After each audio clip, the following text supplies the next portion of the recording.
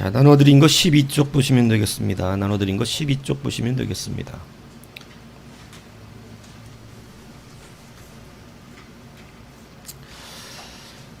자, 우리 종교개혁 이후 카톨릭의 동양선교. 그러니까 그 전에는 로마 카톨릭의 그냥 이 동양선교를 살펴봤다면, 오늘은 종교개혁 이후에 카톨릭이 어떻게 동양선교를 했는가, 이것을 돌아보는 것입니다. 자,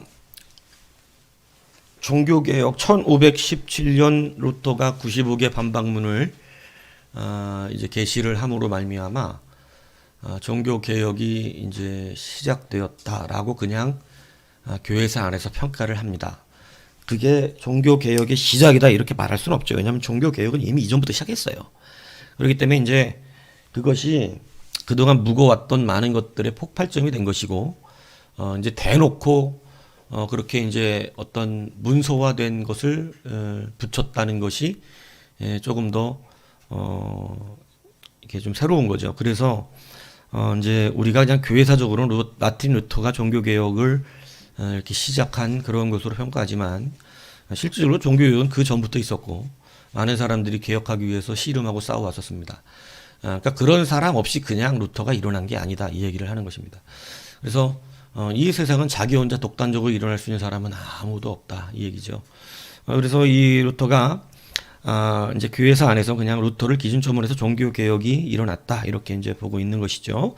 자, 그래서 이 종교개혁이라고 하는 것은 유럽에서 매우 중요한 사건일 수밖에 없었던 것이, 이제 그동안 신성, 이른바 신본주의라고 하는 것을 하나님 중심적이라고 하는 것으로 살아야 되는데도 불구하고 인간들이 신본주의를 인간 중심으로 써먹었다는 것이죠. 그러니까 신본주의는 하나님의 말씀 중심으로 우리가 모든 것을 맞춰 사는 걸 신본주의라고 그러는 것이에요. 하나님 중심이다, 이 얘기입니다.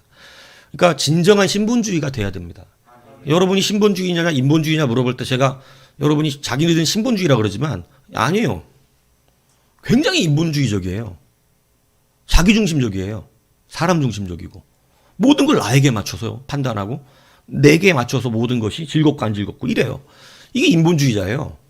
근데 신본주의는 하나님께 맞추는 거예요. 그래서 여러분, 전통적으로 성경은 사람의 기쁨이 아니라 하나님의 기쁨을 우리 가운데 가르치고 있다는 것이죠. 여러분, 그 하나님의 기쁨을 입는 자가 그 사람이 또 기쁨을 입어요.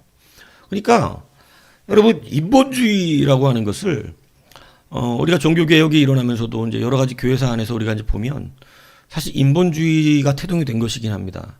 그런데 잘못된 신본주의 때문에 자꾸 인본주의로 흘러가는 거예요. 잘못된 믿음관 때문에 여러분, 믿음의 사람이 집안에서 또 사회에서 국가적으로 본이 되지 않는 것입니다. 잘못된 신본주의 때문에. 예. 여러분, 바리새인들이 신본주의자예요, 인본주의자예요? 신본주의자면 실패할 리가 없어요. 근데 그들 완전 실패했죠. 왜 그런 거예요? 자기네들은 무슨 주의라 그랬어요? 자기들은 신본주의래요. 근데 여러분, 성경은 무슨 주의라고 말하는 거예요? 지들을 위해서 있는 종교라는 것이죠. 예수님이 철저히 거절합니다. 그러니까 그들의 외식을 인정하지 않으시는 거예요. 그래서 여러분, 우리가 반드시 신본주의적인 신앙을 함부로 나는 신본주의입니다. 제가 볼 때 그렇지 않거든요. 굉장히 자기중심적이거든요. 인본주의적이고 자기 기쁨을 위하여 예수 믿는 거예요. 그러니까 하나님 기쁨보다 오히려 내 기쁨을 더 즐거워하기 때문에 하나님 기뻐하는 얘기를 하면 안 기뻐합니다. 그러니까 여러분, 이거 잘 구분하셔야 돼요. 진정한 신본주의로 돌아오셔야 돼요. 하나님 중심적. 근데 이 카톨릭이 하나님 중심적이라고 말하면서 사실은 종교 중심적이었습니다. 바리새인하고 똑같은 짓을 한 거죠. 그러니까 종교개혁이 일어났다. 종교개혁이 일어났습니다. 그러니까 이제 교회가 참 교회사를 보면 안타깝죠. 뭐냐면 교회가 사실은 동로마 교회와 서로마 교회가 13세기에 갈라지잖아요. 그죠? 교회가 벌써 갈라지죠. 그러니까 교회는 이렇게 자꾸 갈라지죠. 근데 이 갈라지는 것도 굉장히 큰 사건이어서 지금 동방정교회로 나뉜 러시아 정교회라든가 이런 러시아 지역을 여행하면 러시아 정교회 굉장히 큽니다. 거기는. 이렇게 나눠진 데다가 다시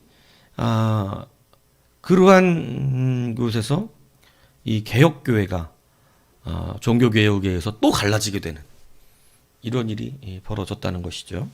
자, 왜 자꾸 이렇게 갈라집니까? 오늘 본문을 읽은 것과 같습니다. 촛대를 옮겨버리시는 것입니다. 그래서 교회가 교회의 기능 똑바로 가능하지 않으면 하나님은 촛대를 옮기시겠다 이렇게 말씀하시는 거죠. 촛대를 옮기셨습니다. 그래서 개혁교회가 일어나게 된 것이죠. 그래서 이 종교개혁이 굉장히 이제 중요하게 나누어지는 역할이 되는데 이 종교개혁이 일어나면서 이제 중세와 근세를 나누어 놓는 그러한 일들이 벌어졌고 이제 정치, 경제, 사회교육 모든 전 분야가 이제 어떤 그러한 시기를 기점으로 해서 완전히 바뀌게 됩니다. 뭐냐면 잘못된 신본주의의 타파죠. 잘못된 신본주의의 타파. 물론 이거에 부작용이 있어요. 잘못된 신본주의가 이게 바른 신본주의여야 되는데 잘못된 신본주의가 얼마만큼 사람들을 악하게 만드는가. 이게 잘못된 신본주의는 자기가 하나님을 말하고 이야기하지만 사실은 아주 철저히 이기적입니다. 이 카톨릭 그랬거든요. 중세 카톨릭이. 그러니까 이 이기적인 중세 카톨릭 막 이 과부의 가산을 삼킨다는 말씀이 성경에 나오는데 이 카톨릭이 그랬어요. 그러니까 그것을 하나님이 이제 띄었을 때 인간이 눈이 열리고 지식화된 거죠. 그러면서 근세로 들어가면서 이제는 모든 게 인본주의 성향으로 바뀌게 됩니다. 왜? 잘못된 신본주의에 어떻게 됐으니까? 신물이 났으니까. 그래서 이제 인본주의적인 반등작용이 확 일어나 버린 거예요. 그래서 중세는 어떤 잘못된 저는 신본주의라고 얘기합니다. 중세 카톨릭이. 그러니까 잘못된 신본주의 때문에 신 중심인 것 같은데 제도 하나라든가 이거 다 우상이잖아요.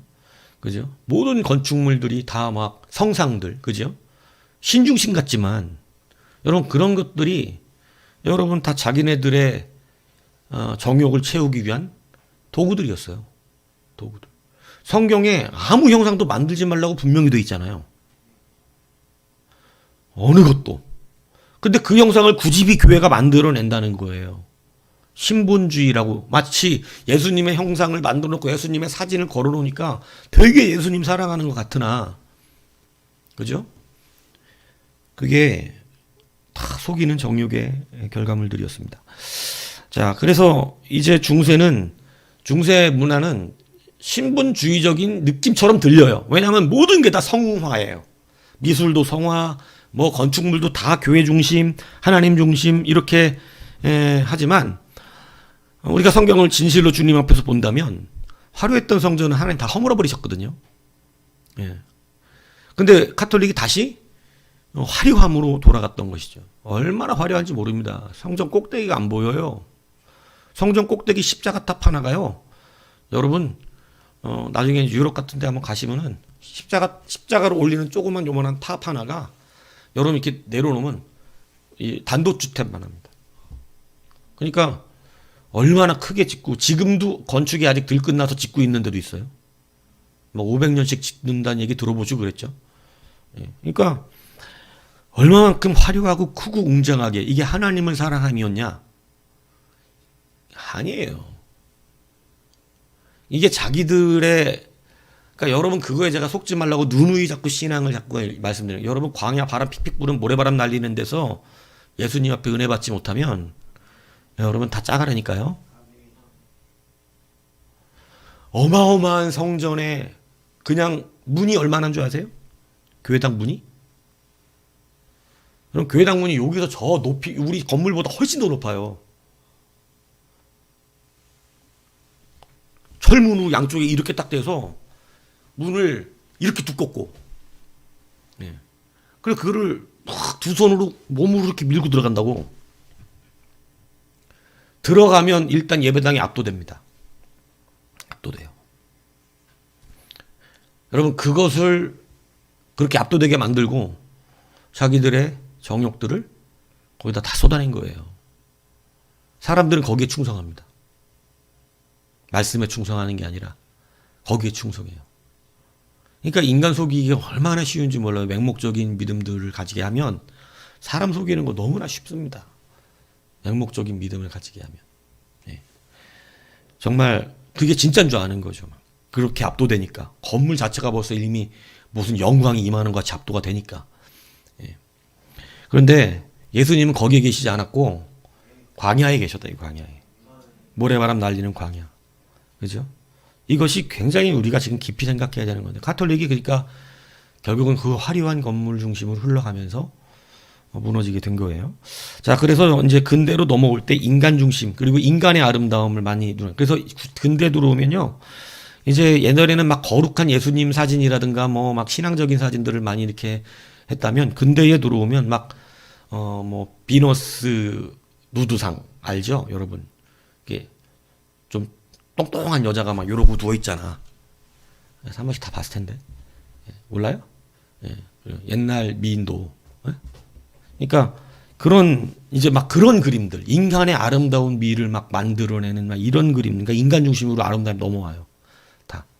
예. 그래서 이제 아주 근대에 가면 자본주의, 그다음에 자유주의 이런 것들이 이제 굉장히 발전하게 되고, 중세는 그래도 학문 가치의 학문적 연구를 해보려고 하는 시도가 있었죠. 물론 고대는요, 인간 가치, 인간 자체의 가치를 중요시했기 때문에 매우 어떻게 보면 원초적인 신앙을 가지고 있었기 때문이다. 근데 중세에 들어오면서 이제 뭔가 속이는 신앙이죠. 그래서 이렇게 돼서 근대까지 이렇게 전환을 많이 갖고 오게 되었습니다. 그러면서 가톨릭이 종교개혁에 대한 반작용으로 이제 자기혁신 운동이 펼쳐지면서 반동 종교개혁 운동이 일어났어요. 그게 뭐냐면 하도 개혁교회가 일어나면서 이렇게 되니까 각성을 나름대로 한 겁니다. 각성을 나름대로 해가지고 만들어진 선교단체 한 번씩은 들어보셨을 거예요. 예수회라고. 지금도 아마 이 이름을 들어보신 예수회 출신들 교황들이 많이 생기잖아요. 예수회가 이때 이제 일어나는데, 이 예수회가 어떤 사람은 뭐 이제 여러 가지 음모설 또 뭐 이런 것도 얘기하고 그러잖아요. 그죠? 예.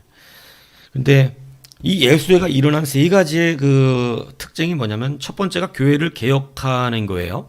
카톨릭 교회를 개혁하고자 이제 예수회가 일어났고, 두 번째는 신교, 개혁교회를 저지하는 겁니다. 그리고 세 번째가 선교에 주력한다.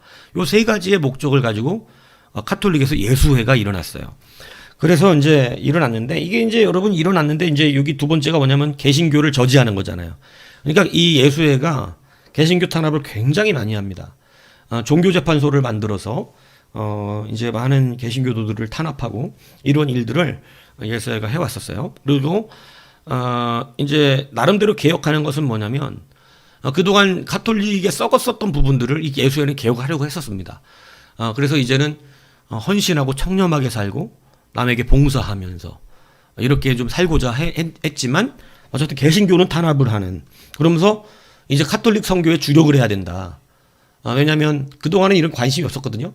그런데 개신교가 확장되는 모습을 보면서 자기들도 선교의 중심을 가지고 열심히 해야 된다. 이렇게 이제 해서 선교 중심적인 그러한 일들을 하려고 세 가지의 목적을 갖고 일어났어요. 자, 그러면서 이제 이 예수회가 동양 선교를 어떻게 시작했냐면, 설립자의 한 사람이었던 사비에르가 1541년에 포르투갈 국왕의 지원을 받아서 인도 고아에 진출합니다. 근데 이미 그 전에도 이제 도미니쿠스회라든가 프란치스코회가 있었다고 말했잖아요. 예수회가 만들어지기 전에. 그들이 파송된 선교사들이 이미도 거기에서 활약을 하고 있었습니다. 그러니까 거기에 예수회가 다시 또 들어간 거죠. 그런데 이제 도미니쿠스나 프란치스코회는 큰 어떤 성과가 없었어요. 성과가 없었는데, 이 사비에르는 과감하게 이 토차가 정책, 이것을 이제 뭐냐면 토차가 정책이라는 것을 여러분 좀 기억해야 돼요. 왜냐하면 이게 카톨릭의 선교 정책 중에 예수회가 했던 선교 정책은 토착화 선교 정책입니다. 토착화라는 게 뭐냐면 그 땅에 맞게끔 기독교 신앙을 맞춰주는 걸 말하는 거예요. 자, 그래서 이 예수회가 굉장히 큰 이제 업적을 만나는데, 8년 동안 10만 명이 넘는 사람들에게 이제 세례를 베푸는 업적이 일어나는데, 여러분 이제 이렇게 10만 명에게 세례를 베푸는 업적이 일어나게 된 것이 바로 이유가 뭐냐면, 이게 조금 서로 달랐어요. 그 선교 정책과 신학적인 이 개념이 좀 달랐어요. 그리고 또 이제 뭐냐면, 같이 이 카톨릭을 증거하러 왔음에도 예수회하고 그리고 이제 도미니쿠스나 프란치스코하고 서로 갈등을 일으키는데 이게 왜 갈등을 일으킬 수밖에 없냐면 예수회는 포르투갈이 지원을 하고 그리고 포르투갈과 원수 관계에 있었던 스페인이 프란치스코나 도미니쿠스교회는 거기가 지원을 해요. 그러니까 같은 예수를 증거한다고 왔는데 서로 갈등을 일으키는 이유는 누가 우리를 지원하느냐. 이거에 따라서 서로 이제 이렇게 갈등들을 일으키는 그러한 일들도 있었습니다. 그러니까 이 시대가 이제 선교사들이 파송되면 인도의 고아에서 인도에 있는 고아라는 곳에서 이제 그 고아 지역이 동양 선교의 이제 길목이 되었는데 이제 이 선교를 통해서 많은 상인들이 이제 같이 들어가요. 같이. 그러니까 예전에 우리가 이제 영화를 보면 미군들이 막 밀고 들어오잖아요.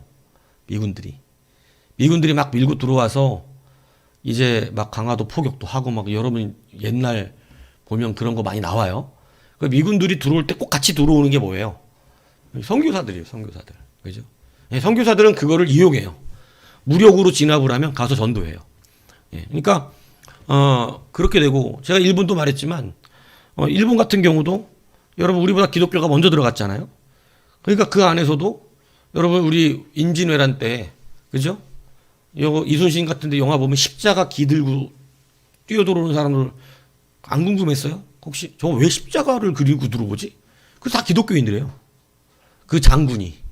그러니까 거기는 하나의 어떤 이 구성되어지는 그러한 사람들 밑에는 다 같은 종교를 대부분 가져버립니다. 그러니까 기독교 전파가 맨 위에 사람 하나만 이렇게 전파가 되면 이제 다른 사람들도 어떻게 해요? 다 그냥 믿는 거야. 자기 주군이 믿는 종교를 다 믿는 거예요. 그러니까 아주 편하죠. 예. 그러니까 그렇게 되다 보니까 자기 기독교로 개종한 사람들이 이 전쟁에 나오니까 그 십자가 굽기를 그렇게 해서 일본 왜군들이 우리나라 들어왔던 거예요. 그러니까 그런 것 때문에 이제 기독교를 굉장히 또 안 좋게 보는 사람들이 많습니다. 그죠? 근데 그때 우리가 알듯이 포르투갈 선교사라든가 이런 사람들이 함께 왜 동양도 어떻게 해야 되니까 한국도 어떻게 해야 되니까 전도를 해야 되니까 그 전쟁통에 들어와요. 전쟁통에. 예. 그러니까 이런 것들이 우리가 볼 때 과연 좋게 보이겠는가? 십자가 기들고 와서 사람 다 죽여놓고 예수 믿으라고 믿겠어요? 그러니까 이게 굉장히 좀 아이러니한 일들이죠. 예. 그러니까 카톨릭이라든가 이런 신앙 전파가 어려웠었던 겁니다. 오히려. 예. 자, 그래서 이런 식으로 이제 모든 그러한 시대적인 갈등들을 서로 막 일으키면서 프란치스코회와 예수회가 서로 갈등을 가지고 있었어요. 자, 그런데 서로 이렇게 경쟁적이 되고 갈등과 마찰이 일어났는데 이 마찰의 이제 어떤 원인들이 뭐냐면 이제 서로 좀 다릅니다. 뭐냐면 예수회는 토착화 정책이라 그랬잖아요. 토착화 정책이라는 것은 뭐냐면 거기에 그 지역 사람들에게 맞춰주는 거예요. 그러니까 중국 선교를 들어갔는데 여러분 중국의 이제 청나라 그죠? 강희제 황제 알잖아요. 강희제가 그 황제를 하고 있을 때 강희제가 청나라의 그 선교를 허용합니다. 허용을 하는데 강희제 때 이제 기독교 카톨릭의 이름이 천주교가 돼요. 왜냐하면 카톨릭이라는 이름을 이 데오스 하나님을 중국에서 어떻게 번역을 해야 될까 고민을 합니다. 고민을. 그런데 고민을 하다가 이제 만들어낸 이름이 천주예요. 천주. 하늘의 주인. 천주. 그래서 중국 사람들에게 하나님을 어떻게 설명했냐면 천주님이라고 설교를 한 거죠. 쉽게 얘기하면. 천주. 그러니까 천주교라고 이렇게 이름이 붙은 거예요. 그래서 우리도 한자 문화권이잖아요. 그러니까 우리도 한때 천주교, 지금도 천주교라 그러죠. 흔히. 천주교라고 하는 이름으로 카톨릭을 부르게 된 겁니다. 그래서 천주인데 이 천주 때 카톨릭에서 원칙적으로는 중국은 유교 때문에 조상제사를 드려요. 조상제사를 드리는데 카톨릭도 제사를 못 드리게 했습니다. 원칙적으로. 조상들에게 하는 제사를. 근데 이 강희제가 자기들의 그 천주를 다르게 생각하죠. 뭐냐면 제사를 못 드리게 하는 것을 수용을 안 해요. 그러니까 중국도 가톨릭이 뭐를 드리게 만들어요? 제사를 드리게. 그 예수회는 인정하는 거예요. 왜? 무슨 정책으로 선교를 하니까? 토착화 정책으로. 우리나라 가톨릭도 무슨 정책이에요? 토착화 정책이에요. 그러니까 우리나라도 유교가 강하잖아요. 그러니까 유교를 강하니까 유교는 조상한테 제사 안 드리면 이건 진짜 큰일 나는 일이거든요. 예. 그러니까 우리가 제사 드리는 것을 자꾸 우리나라 사람들이 무슨 뭐 쌍놈의 자식이라고 그러는데 우리나라 종교도 아닌 거 가지고 우리나라 사람들 그러고 있는 거야. 유교도 우리나라 게 아니잖아. 예. 중국에 쉽게 얘기하면 예? 정치적 식민 통치 당했던 거잖아요. 우리나라가 역사적으로. 중국 식민지 정치적 식민지를 당하고 있으면서 들어온 그래서 예? 중국에 굽신굽신 그렸던 그러한 세력들이 그죠? 자기네 나라 왕보다 중국 왕을 훨씬 더 그냥 섬기면서 막 그죠? 대국이라고 불러가면서 그죠? 어떻게 막 거기를 우리가 영화 드라마 같은데 보면 사극 보면 그 나와요. 그죠? 그렇게 하면서 했던 이유가 그런 거잖아요. 그래서 제가 여러분들이 말했잖아요. 우리나라 제사하고 우리나라 왕은 이 우리나라하고 이제 중국 왕이 차이 등급이 다 다릅니다. 그죠? 우리나라는 중국이 지금도 계속 동북공정 하면서 역사 왜곡하는 것 중에서 우리나라가 자기네들의 한 관리였다. 한국이 하나의 관리의 나라 이거 자꾸 말하는 거잖아요. 그러니까 한국의 왕은 쉽게 얘기하면 우리나라의 지방자치국. 그러니까 한국은 자기네 문화 역사 안에 들어갔다. 김치도 우리 거고 다 우리 거다. 한국 문화가 다 중국에서 나온 것 같다. 이렇게 얘기하는 게 이제 우리나라 왕들이 워낙에 그냥 중국에 굽신거리고 살 수밖에 없었던 우리나라 왕 누가 지명해줬어요? 중국이 지명해주잖아요. 그죠? 중국에 가서 허락받아야 왕이 되죠. 그러니까 이런 일들이 있었던 그런 시대에 얼마나 우리가 비참한 신앙생활 저기 유교적 살면서 유교가 들어왔는데도 불구하고 우리나라 제사상에는 천도복숭아가 안 돌아가요. 예, 천도복숭아가. 예. 그러니까 자기네 나라 황제는 이 막 그 하늘에 이 까마귀 막 이런 그 우리나라 용포라 그러잖아요. 우리나라를 용포로 바꿔줘요. 왜냐하면 니네들은 밑에 깔려 있는 애들이다 이거예요. 땅바닥신. 예. 그래서 용포를 입고 하고 자기네들은 천신. 예. 하늘의 신. 그러니까 이렇게 하고 우리나라를 완전 무시하거든요. 그래서 우리나라는 니네들은 하층적이니까 천도복숭아를 제사에 놓을 수 없어요. 그 우리나라 제사상에 천도복숭아 안 들어가. 하늘의 음식이라. 천도잖아, 천도. 하늘천, 천도. 그러니까 우리나라 사회는 천도가 못 올라. 우리나라 제사가 얼마나 하니까. 근데 그거를 지켜낸다고 우리나라 지금까지도 그러고 있는 거라니까. 제사 못 드리게. 그러니까 역사를 알고 그것도 얘기를 해야 되는 거지. 근데 제사 못 드리게 한다고. 제사가 원래 우리 거냐고. 조상 제사가. 유교에서 들어온 건데. 그래서 우리가 얼마나 지금 이 불리한 쉽게 얘기하면 정치식 민족 제사를 드리고 오히려 버려야 되는 거죠. 그런 것들은. 우리가 우리나라 정체성을 따지려고. 그런데 그러한 것들을 오히려 받아들이면서 오히려 무시를 당했었는데 그러한 부분 안에서 우리나라도 이제 천주교라고 부르기 시작했던 거예요. 한자 영향권에 있었기 때문에. 그래서 우리나라 들어왔을 때도 천주교로 있게 되고 우리나라도 토착화 정책을 통해 뭐가 됐어요? 제사를 드릴 수 있게 한 가톨릭이 된 겁니다. 근데 원래 교황청에서는 제사를 못 드리게 합니다. 가톨릭도. 그러니까 여러분 가톨릭은 제사 드리게 하는데 왜 기독교는 안 드리게 해요? 이렇게 묻잖아요. 그러면 우리나라만 제사 드리는 걸 중국하고. 예수회가 무슨 정책을 했으니까? 토착화 정책을 했기 때문에. 원래 교황청은 조상 제사 못 드리게 합니다. 그러니까 가톨릭이 다 제사를 드리는 걸로 알고 있으면 안 돼요. 못 드리는데 예수회가 선교 정책을 그렇게 썼어. 이게 이 프란치스코 회하고 갈등이 일어났어요. 프란치스코회는 좀 달라. 예수회는 현지 적용을 했다면 프란치스코회는 성경 원칙을 중요시 여겼어요. 무슨 얘기인지 이해가시죠? 그러니까 성경 원칙을 지키면 제사를 드리면 안 되잖아요. 근데 예수회는 현지 토착이니까 일단 제사 드리게 하자. 그리고 천주교를 믿게 만드는 게 더 중요했던 거죠. 그래서 제사를 드리게 하는 거예요. 그죠? 근데 우리나라 같은 데 보면 천주교는 토착화 정책을 했기 때문에 술, 담배를 금하지 않은 겁니다. 무슨 얘기인지 아세요? 원래 술, 담배가 성경에 금하라고 되어 있는 문제는 아니지만 개신교는 사실은 술, 담배가 우리 한국 민족들이 사실은 뭐 굉장히 뭐 어렵게도 살았었지만, 그죠? 한국 사람 남자들이 엄청나게 게을렀다는 사실에 대하여 한국 민족 남성들이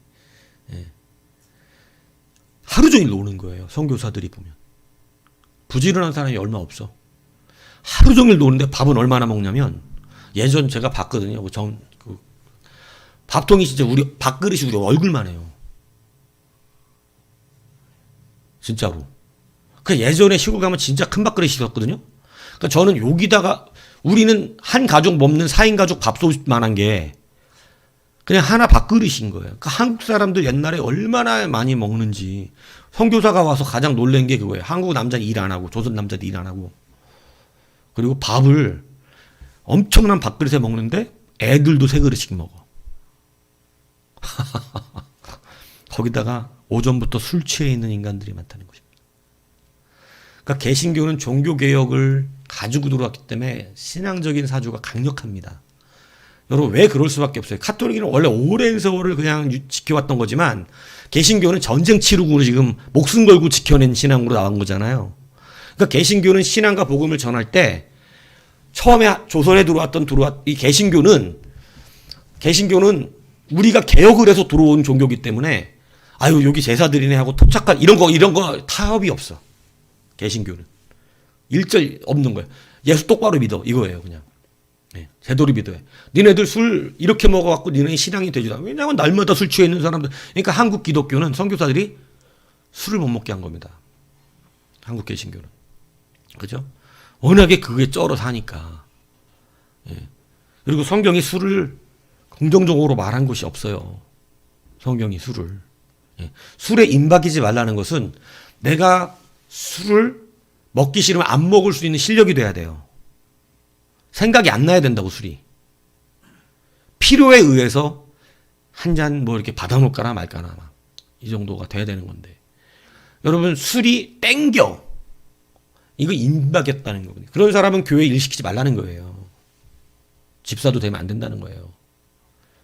왜냐하면 그 사람은 술에 더 강력하게 적용되기 때문에 그렇습니다. 하나님의 일에 더 저기가 되지 않아요. 왜냐하면 뺏겨요, 마음을. 그러니까 우리가 술의 마음을 뺏기든 뭐의 마음을 뺏긴다는 것은 하나님 앞에 합당하지 않다는 것이에요. 그래서 여기는 그렇게 토착화 정책을 했고, 프란치스코는 원칙주의적으로 했어요. 그래서 제사가 안 된다 그랬고, 예수회는 제사가 된다 그랬어요. 같은 카톨릭인데, 같은 서방 로마 카톨릭에서 나왔는데, 그니 어디가 더 전도가 잘 되겠어요? 당연히 예수회죠. 같은 카톨릭이라 그랬잖아요. 같은 카톨릭에서 예수회와 프란치스코가 나왔잖아요. 예수회하고 프란치스코가 서로 선교 정책이 달라. 프란치스코회는 어떻게 했다고? 프란치스코는 원칙적으로 제사 안 돼. 근데 예수회는 그렇게 해갖고 이 사람들 안 믿는데 중국이 안 믿겠다는데 어떻게 하냐? 그러니까 뭐를 허용해 줘야 돼? 제사 허용이에요. 그리고 이제 프란치스코회 같은 경우는 하나님의 이름을 그대로 써야 된다. 그래서 데오스라고 하는 단어를 그대로 쓰게끔, 하나님이라는 단어잖아요. 하나님한테. 그러니까 그대로 쓰게끔 이렇게 해야 된다. 이렇게 얘기했는데, 예수회는 무슨 소리냐? 하나님의 이름도 중국 사람들에게 맞게 바꿔줘야 된다. 이래서 천주로 바꾼 거예요. 이게 토착화 정책이에요. 무슨 얘기인지 이해가십니까? 그래서 우리가 말하는 예수 그리스도는 우리나라 말이에요? 아니면 헬라어예요? 예수는 헬라어예요? 우리나라 말이에요? 여러분들, 예수님이라고 하는데 예수님이 우리나라 말이요? 헬라어예요? 우리 개신교는 예수님이라고 그러잖아. 헬라어냐고 우리나라 말이냐고. 번역한 말이야? 헬라어야? 예수는 헬라어입니다. 발음을 우리나라가 편하게 하느라고 예수라 그러지 이예수예요. 이예수. 이예수. 예수라 그러는 거야. 우리나라 발음에 편하게 이예수. 이예수 크리스토스. 이예수스 크리스토스. 근데 우리는 발음이 어렵잖아. 이예수 크리스토스가 어렵잖으니까 예수 그리스도. 편하지. 예수 그리스도. 우리나라 발음이 예수 그리스도. 이예수 크리스토스. 예수 그리스도. 아시겠죠? 네, 그렇게 다른 거예요. 그리고 예수회는 귀족 중심적 전파를 했어요. 예. 근데 프란치스코는 현장 중심적인 전도를 했어요. 이렇게 해서 좀 다른 선교 정책과 좀 신학도 다른 거죠. 쉽게 얘기하면 토착화 정책을 하니까 제사를 허용을 해도 된다라는 신학과 무슨 소리냐? 그건 귀신에게 제사하는 거니까 안 된다라고 말하는 프란치스코회와 이런 갈등이 있을 수밖에 없었던 거죠.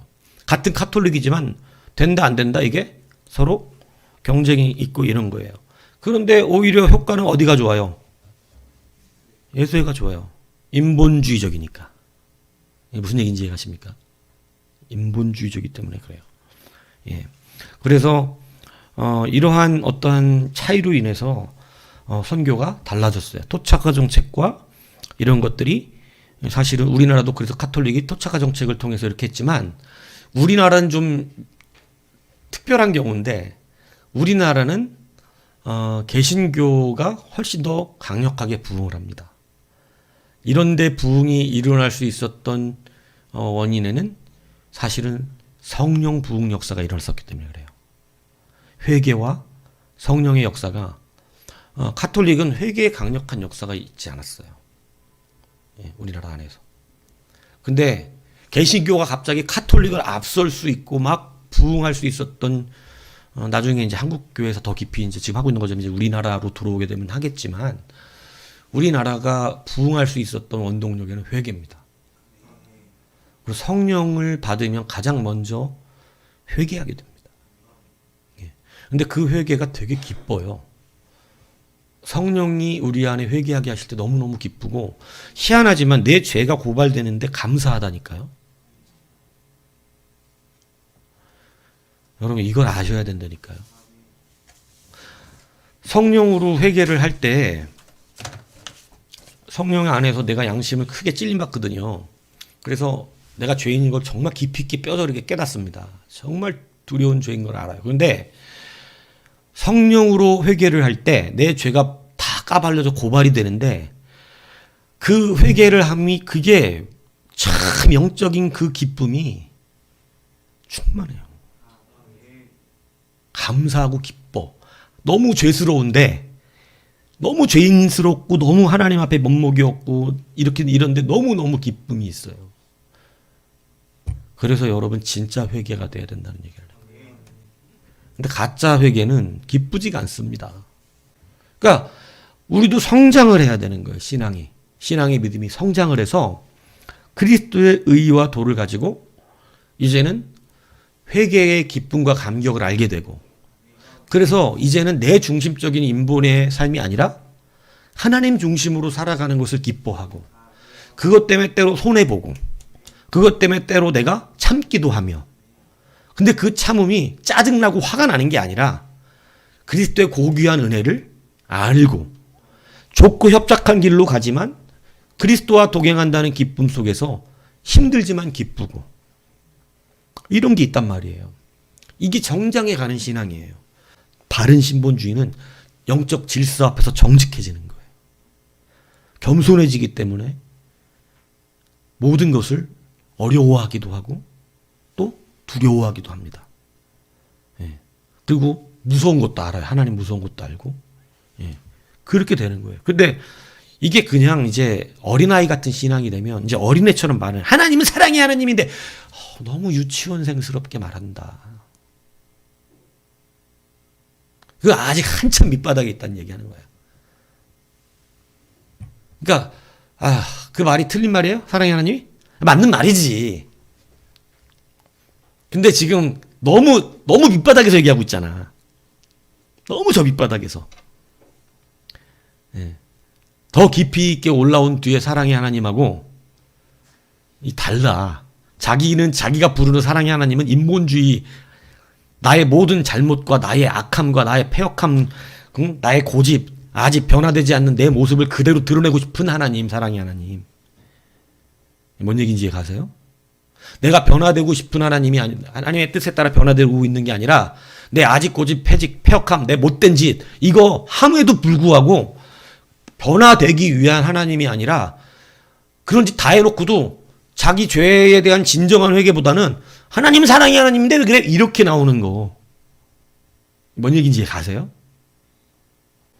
그러니까 신분주의적 관점을 회복하셔야 돼요. 그러면 이게 되는데 하나님이 나를 틀렸다고 했으면 빨리 깨닫고 그 안에서 회개하면 회개자의 기쁨이 온다니까요. 희한하지만 그래요. 내 죄가 드러났는데 기뻐. 감사가 와. 그 눈물로 회개를 해. 그런데 그렇지 않고 인본주의적인 것이 나를 꽉 붙잡고 있으면 내 중심이기 때문에 하나님 말씀이 나를 드러냈을 때 빛이 어둠을 비춤으로 어두운 빛을 싫어해. 그 행위가 드러날까 싫어해. 그러니까 이것으로 구분하는 거예요. 내가 인본주의자인지 신본주의자인지. 신본주의, 인본주의자가 무슨 실력에 대단한 차이가 있는 게 아니고 태도의 차이가 있어요. 태도의 차이. 이 말씀 드렸잖아요. 우리 태도가 얼마나 중요한지. 그래서 막 그 회개의 그 태도를 가지면 성령이 나를 붙들어요. 그래서 여러분 하나를 어떻게 해나가요? 성장시켜 나가시는 거예요. 성장시켜. 점점 신본주의적인 관점으로 성장시키시는 거예요. 하나하나 깨져나가는 거예요. 그러니까 여러분들이 잘 어디서 내가 떨어졌는지를 살피는 것. 영이 예전에 막 그러니까 자랑할 게 없다니까. 자랑하면 뭐 할 거야? 아무것도 자랑할 게 없어. 내 안에서. 예수 안에밖에는 자랑할 게 없어. 이게 진짜 신본주의적인 믿음이에요. 나는 내세울 게 없는 거야. 예수 외에는 사도 바울이나 베드로들이 위대한 일을 안 해갖고 그렇게 말한 게 아니고 진짜로 그들은 그렇게 알고 살았다니까. 기적을 나타내고 병든 자를 고치고 베드로도 죽은 사람 살리잖아요. 사도 바울도 살리고. 그 역사를 했는데 그거 자랑하고 다니는 거 봤어요? 나는 여지껏 한 번도 여기 설교해 보면 사도 바울이 내가 죽은 자를 살린 사람이다 이런 설교를 들은 적이 없어. 철저한 신본주의니 자기 능력이 아니라는 걸 알고 하나님 중심적이 돼 있기 때문에 그냥 그것은 하나님이 하신 하나의 사역이야. 성장해 가셔야 됩니다. 그래야 신본주의적인 신앙이 되는 거예요. 촛대가 옮겨지지 않도록 여러분들이 신본주의적인 신앙을 지켜내길 주님으로 축복합니다.